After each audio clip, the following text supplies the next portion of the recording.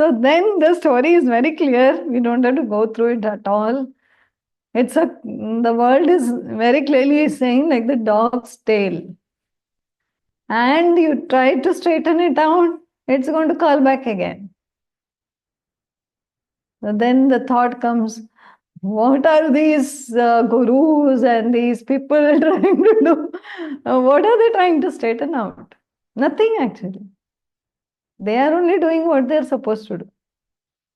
They are not here to help mankind.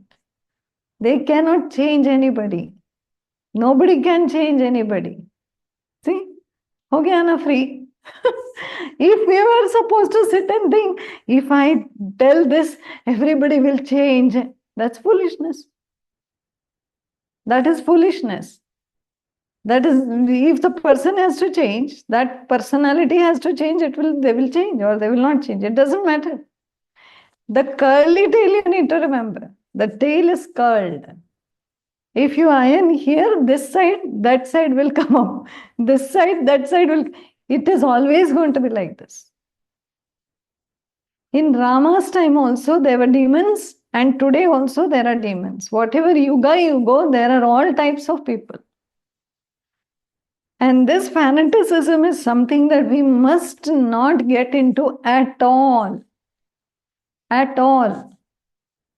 So one must first know how to work without attachment. This is why I related the whole story of Karmanyavadhikaraste again and again. Because this is the core of this chapter. One must first know how to work without attachment. Then one will not be a fanatic. What are we fanatic about? Fruits. We are not fanatic about the work. No, no, no. Are we fanatic that I want to meditate? No, I am fanatic of what fruit I will get when I meditate. What experience I will get when I meditate. I will get realized if I read this. The fruit is what is driving us to do something. That is fanaticism. Don't get attached to any fruits. If it comes, it comes. Doesn't come, doesn't come. You live your life, full life. See, when even Sri Ravi Shankar started Art of Living, that's all we need to know. How do I live? If I can't live properly, I can't die properly. First, we must all know how to live our life. We don't know. We are dragging. Tomorrow, I will live. After this is over, I will live. After I have reached this stage, I will do that. This moment, you have to live. Live fully. So live fully means what? Happy and always smiling. Not possible. Whatever is in the moment, you do. If you are happy, smile is there. If you're really depressed, you will be depressed. But I don't want misery. It will come and it will go. The bliss that people keep saying, oh, they're always blissful. So somebody was asking me, they're always blissful means what? They're happy always? Can you imagine somebody like that? Even Buddha doesn't look like that. Nobody, the bliss that is explained or said in the scriptures is just lack of consistent hankering for desires, which causes misery. They're not speaking about the misery that comes with certain phalas, like getting hurt, stomach pain, headache. These are phalas that come and they take it as it comes. They take medicine, they feel sad, bad, upset, whatever, and it goes. That's it. They are not hankering. There is no craving for anything. So constant fanaticism is only this. Constant, I want that, I want that, I want that. Why for that? This is our problem. If we understand this much, that I have to live my life step by step, the simplest way to live our life and be reasonably in control of our mind reasonably, in a stable state of mind, I would say, is by working on the mind. That's all. That's what the important word. Yogastaha kuru karmani. In a state of yoga, do the karma. That means karma yoga. Do the karma like a yoga. Means not in a yoga pose. It means that you are doing the action in complete dedication. That's it. Who does an action in dedication? Who is not interested or focused on the fruit? Like we have 100 doctors, family doctors, of which you may like one. You will say, oh, that man is very dedicated to his profession. Why? It's not that he is not taking the fees. He is also taking.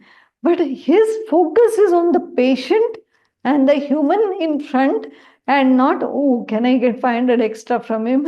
No. The dedication is so much that you are like, wow, this doctor is good. But very few are like dedicated. Similarly, all of us in all professions, in your cooking, in your cleaning, in your work, in your office, in your business, whatever you do, absolute dedication. So there are two ways. You can be dedicated to someone, to a cause, or just dedicated. As a human being, you're just a dedicated, you just dedicate it. See, dedication is not that I dedicate this to this. The word is wrong. That's why. It's an emotion where you're just working. The work itself is a dedication for you. And this happens if you notice at least one person in your life or family, relative, somewhere you would have seen a simple homemaker, a woman, every day she'll put the clothes to dry. Every day the clothes are folded. Same, neatly only. Every day put to dry, every day fold. I am speaking because this is the most simple chore we can think of. 50, 60 years of their life, they will do it without complaining. Is this not dedication? That's what I am saying. We miss to see the small, very, very, very small things. Dedication is just the way it is done. That's yoga, karma yoga. There is nobody who is seeing, nobody who is appreciating that woman also, that, oh, my clothes are back in place. I just picked it and went to take bath. No. Nobody is even bothered. But that action continues unfailingly for years and years. Is this not dedication? We have dedicated mothers, we have dedicated sisters, brothers, husbands, we have dedicated people around. If we look, we will know what is dedication. There will be no expectation. Then we start expecting. I am doing this and nobody is noticing this, problem starts. Anyway, you have to do it. Oh, I'm a doormat, I have to do it. No.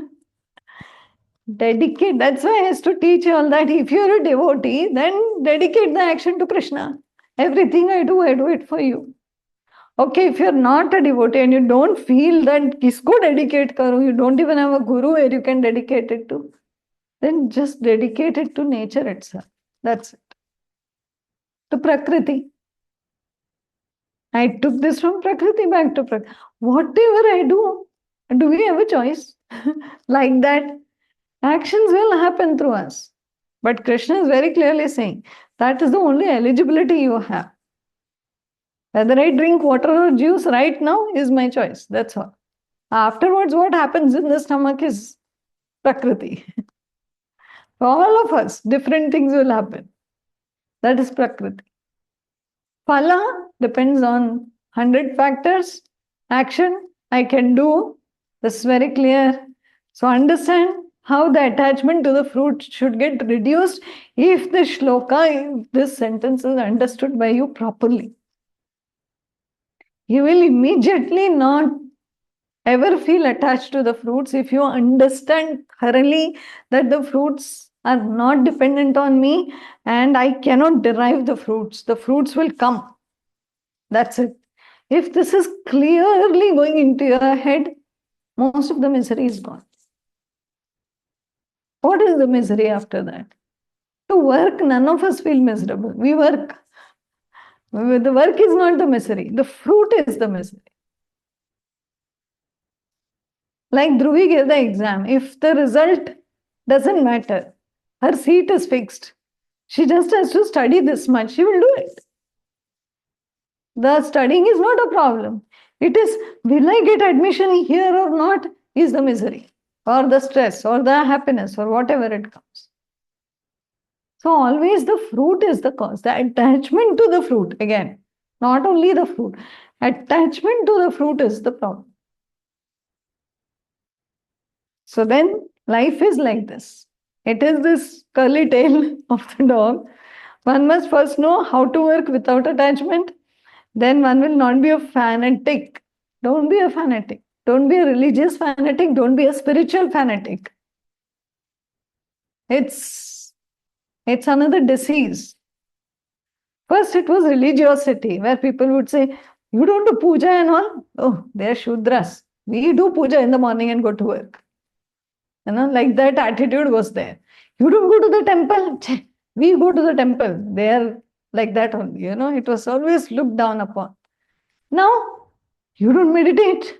You are not spiritual. Oh my God. Gone. It doesn't matter what else the person is doing in their life. No fanaticism. To each man his own.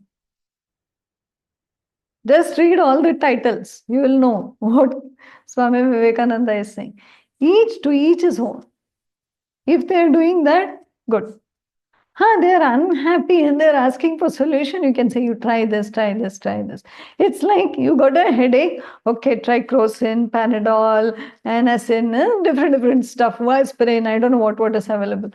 So then these are the options. Try something. For what? Because you got a headache. Now they don't have a headache. And take Anacin, take Panadol. अरे काहे के लिए? उसको headache नहीं है. That person doesn't have a headache. You are forcing them. But I don't have any misery. I don't feel that I need to. No, you should take this. I am doing it is good for me. You also do. ऐसा नहीं है. But if you see them miserable or with the headache, then you give the suggestion. But they'll say, no, I will do it naturally. Okay.